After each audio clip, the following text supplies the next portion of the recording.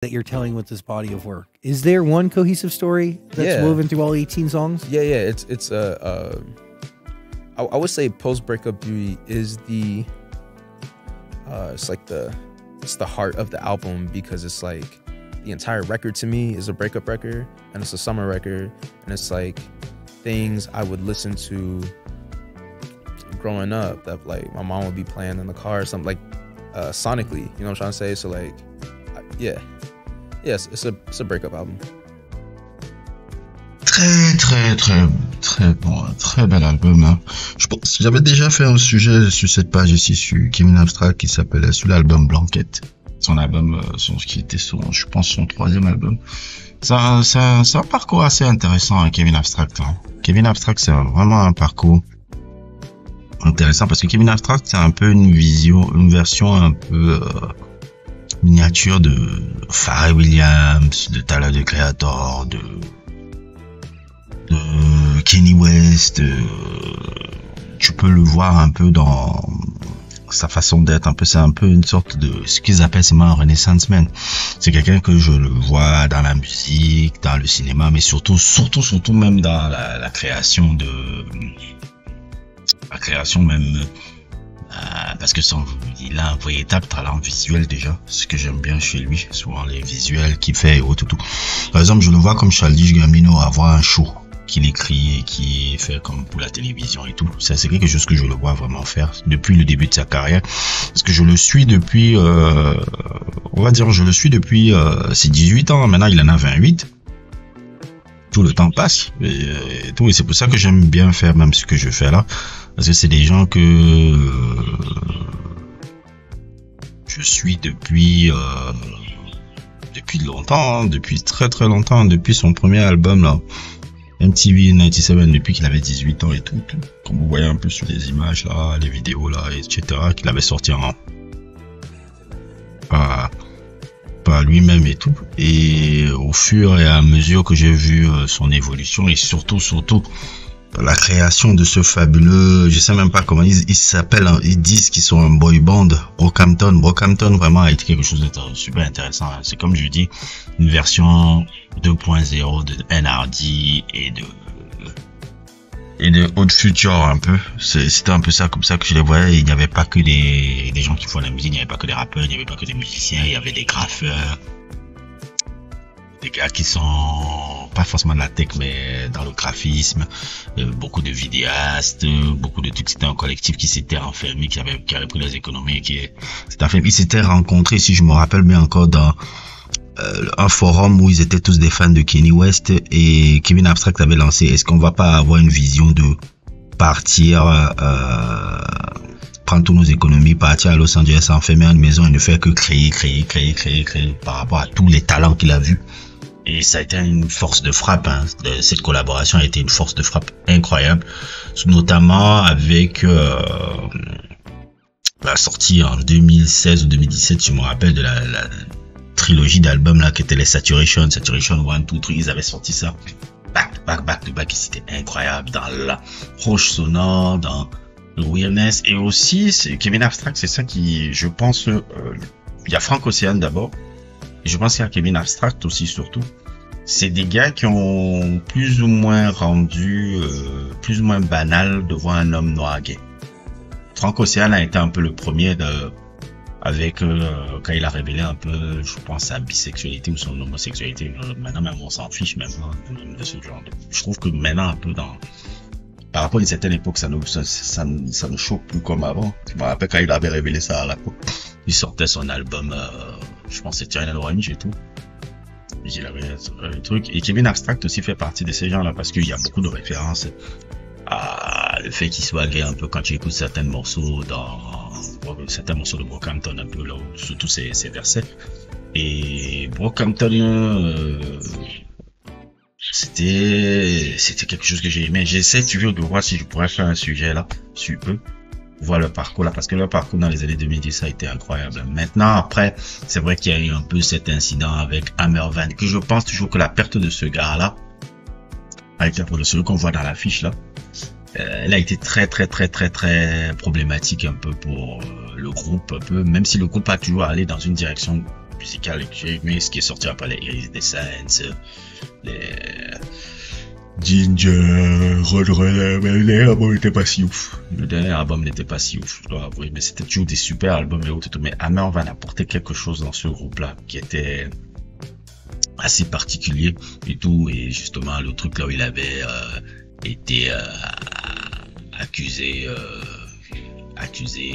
d'agression sexuelle et tout, on était en plein MeToo, plein de trucs, c'était pompé au MeToo, le mec a dû être évité du groupe et il a réussi à quand même se faire une carrière aussi solo plus ou moins intéressante aussi, surtout avec ces EP là. Et d'ailleurs même lui qui est l'ami d'enfance de Kevin Abstract, il est revenu même dans ce projet là, puisque eux deux ce sont les natifs de Houston. Il y a beaucoup de références au truc de Houston dans le dernier album dont on va parler, vu que j'ai des trucs là-bas. D'ailleurs même si vous voulez le voir, j'ai fait une stream réaction dans ma nouvelle chaîne Twitch. J'ai oublié aussi de vous dire, j'ai aussi créé ma chaîne Twitch aussi encore, un peu le redesigner, ça s'appelle Tickable Show, ça apparaît là devant vous. Sinon si vous voulez le voir un peu la réaction un peu de truc là-bas, je vous le mets en lien. J'ai une chaîne un peu annexe aussi où j'arrive à faire les rediffusions un peu des émissions Twitch là que vous voyez apparaître là, donc n'hésitez pas à le regarder si vous avez le temps de le faire. Et moi je l'ai vraiment aimé hein. Et plus ou moins j'ai regardé ce truc Arizona Baby, j'avais aimé cet album là. Blanket, Arizona Baby, il y avait beaucoup il avait travaillé avec Jack Antonoff, qui travaille souvent avec Kendrick Lamar, qui est un peu l'autre architecte sonore un peu de la musique de Taylor Swift, qui était très très très bien. J'avais trouvé très aimé, même s'il n'avait pas l'impact et autres et tout. Et là, il avait sorti aussi son album Blanket, un peu, qui était un peu une sorte où il essaie de remettre les groupes un peu comme Sunny Real Day, Estate, ou plein de groupes un peu indie rock et tout. Et là, j'ai été très curieux de voir ce qu'il allait faire avec ce projet qui s'appelle Blush, qui est son dernier projet qui est sorti là il y a quelques jours là. Je l'ai passé le week-end à l'écouter et je me suis rendu compte à quel point cet album là est peut-être le meilleur de sa discographie, parce que comme d'habitude c'est quelqu'un qui est très dans la collaboration. Il a même un peu tweeté ça, comme vous le voyez apparaître là, que mes inspirations pour cet album, il y a Tupac, Lana Del Rey, Dr. Dre. Je vois vraiment sur le truc de Dr. Dre l'inspiration par rapport à Dr. Dre là-dedans. Et je dirais pas seulement Dr. Dre, je dirais même aussi Quincy Jones et autres et tout. Pas forcément musicalement, mais dans la manière dont l'album s'est fait, parce que il a un peu plus ou moins coordonné un peu en chef d'orchestre cet album-là. C'est-à-dire que c'est pas vraiment Kevin Abstract qui est omniprésent dans cet album-là. C'est vraiment comment on appelle ça, beaucoup plus les guest stars un peu de l'album. Il y a beaucoup de guest stars un peu dans l'album là. Je pense à Danny Brown, je pense à Hammer Van qui est revenu. Il y a plein de collaborations, mais les collaborations les plus présentes, c'est d'ailleurs même lui qui m'a fait découvrir, et je suis reparti écouter son EP. Il y a ce petit là qui est beaucoup dans les refrains, les phrases, les refrains un peu de certains morceaux qui m'ont plu dans l'album. C'est ce gars qui s'appelle Love Spells. Je le connaissais pas avant dessus cet album là, et j'ai été beaucoup marqué par les fabuleux refrains un peu de ce mec là. Je le voyais apparaître sur votre écran là. D'ailleurs même il y a cette interview aussi que j'ai mis au début là chez Sang Show là, que m'aider un peu à faire le sujet dont je vous parle. Et voilà quoi, j'ai été fasciné par ce qu'il faisait. Donc il y avait les Love Spells là, et aussi beaucoup Quadeka représente un peu une certaine façon, un peu quelqu'un qui a réussi par YouTube après à développer, qui a une vraie truc là. C'est Zanzo, mon ami Zanzo, que vous entendez souvent généralement dans les émissions top qu'on fait là, qui m'avait fait découvrir ce gars là. Et Quadeka j'aime beaucoup là, c'est lui qui m'aime aussi beaucoup aussi dans la production aussi de cet album là. Globalement dans la texture sonore, quand tu écoutes les albums de Quadeka, tu peux ressentir vraiment sa touche dans cet album là. Et waouh, moi j'ai été vraiment un truc, hein. Pour moi, même cet album là, c'est comme ça qu'on doit, pour moi, la pop mainstream de qualité, c'est vraiment l'album que Kevin Abstract vient de faire là. Il a vraiment fait pour moi de la pop mainstream. Je trouve que c'est quelque chose qu'on ne sait même plus faire. que le monde mainstream ne sait plus faire. C'est-à-dire ces albums de pop mainstream de qualité. Il y a peut-être The Weeknd quelque part un peu qui a un peu celui qui arrive encore à la truc, mais il y a des artistes par exemple, je pense par exemple à Magdalena Bay par exemple. Magdalena Bay, ce sont des artistes qui pour moi ce sont des artistes que pour moi, s'ils avaient été dans les années 90, ils auraient été des superstars. Parce que pour moi, c'est incroyable ce qu'ils font. C'est comme la musique de Madonna Prime, premier album, ou Kylie Minogue un peu, de Fever, un peu ces albums-là. Et Magdalena Bay, je vous ai fait un sujet sur eux, ils arrivent à faire la promesse. Et lui, quelque part, il arrive à un peu, Quadeka, tout le collectif qui Blush un peu et tous les musiciens qui ont été là, parce qu'ils n'étaient pas seuls, il a réuni toute une collection, parce que c'est quelqu'un qui est beaucoup dans la collaboration, Kevin Abstract. Il a fait quelque chose que j'ai dit, moi, c'est cette musique pop mainstream américaine que je voudrais entendre dans les gros médias. Et c'est un peu le truc un peu avec la carrière de Kevin Abstract, c'est qu'il est pas vraiment indépendant, mais il n'est pas encore mainstream au niveau, il n'a pas encore percé le trou. Voilà, je trouve, j'espère qu'avec cet album, il pourra le faire, parce qu'il est vraiment dans le qualité. C'est un de mes coups de cœur de l'année 2025. Les thèmes un peu qu'on peut retrouver un peu, parce que tout l'album, comme vous l'avez vu un peu à l'intro, c'est par rapport à une rupture amoureuse, par rapport à son copain, qui a fait que il pète les plombs et qui va à Houston un peu rencontrer même ses anciens amis avec qui il va collaborer pour pouvoir faire un peu cet album. Là, tous les thèmes, c'est tout là quand tu écoutes Abandon Me, quand tu écoutes Text Me, quand tu écoutes I Wasn't There, quand tu écoutes la plupart des titres qui sont dans cet album-là, c'est beaucoup par rapport à la rupture amoureuse, mais c'est fait de manière, je dirais pas forcément joyeuse, mais de manière un peu plus joviale. Même Geezer avec Dominic Fick, un de ses collaborateurs, même depuis, même sur Brockhampton, un peu. Et tout. Donc on a vraiment quelque chose de super génial, super intéressant et super incroyable et autres et tout. Au risque de me répéter, l'album de Dr. Dre, les albums de Dr. Dre, genre Dr. Dre 2001, ou bien même un peu QC Jones Back on the Block, ou un peu P. Diddy No Way Out, un peu ce genre d'album là.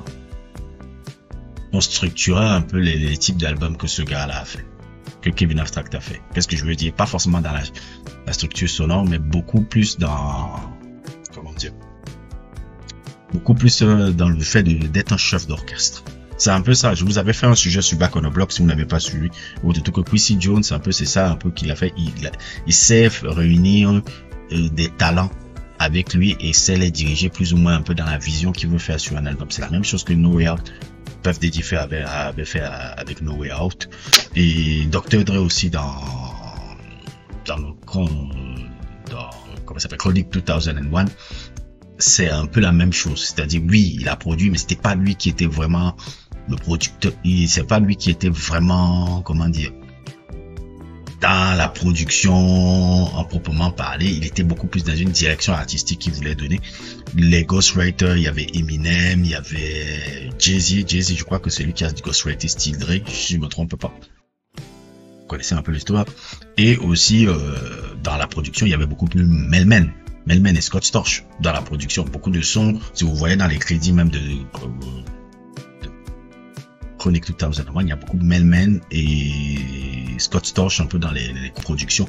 C'est la même chose un peu avec cet album un peu de Kevin Abstract et tout. C'est pour ça que je vois l'influence, parce que Quadeka, un peu dans la production qu'il a fait dans l'album là et dans la collaboration que lui il a fait Quadeka, parce qu'il a un peu aussi un producteur exécutif de l'album.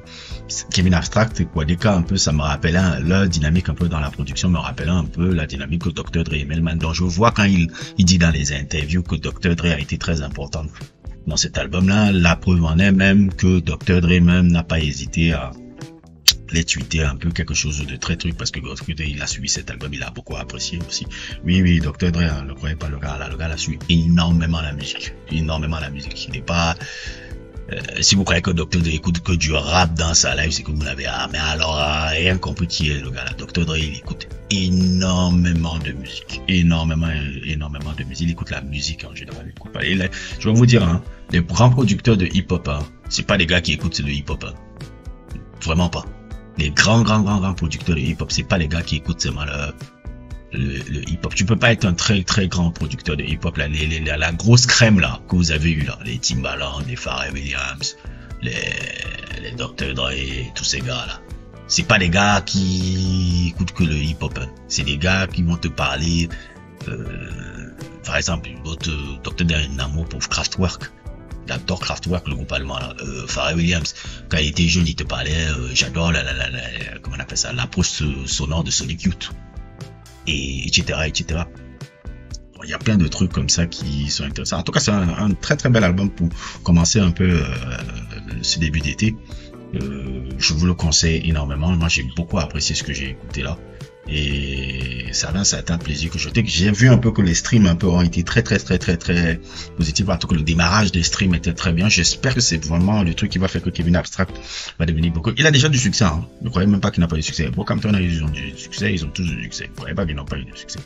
Mais j'espère que c'est l'album encore qui va lui permettre d'atteindre encore une autre grande dimension, encore beaucoup plus mainstream, qui permettrait de trucs. Pour moi, Kevin Abstract représente un peu la musique mainstream que je veux écouter. Parce que souvent, des gars comme nous, on aime souvent nous dire on est des hipsters, on n'aime pas les trucs mainstream. C'est ce qu'on racontait même dans le TikTok. Non, on aime un certain type de mainstream.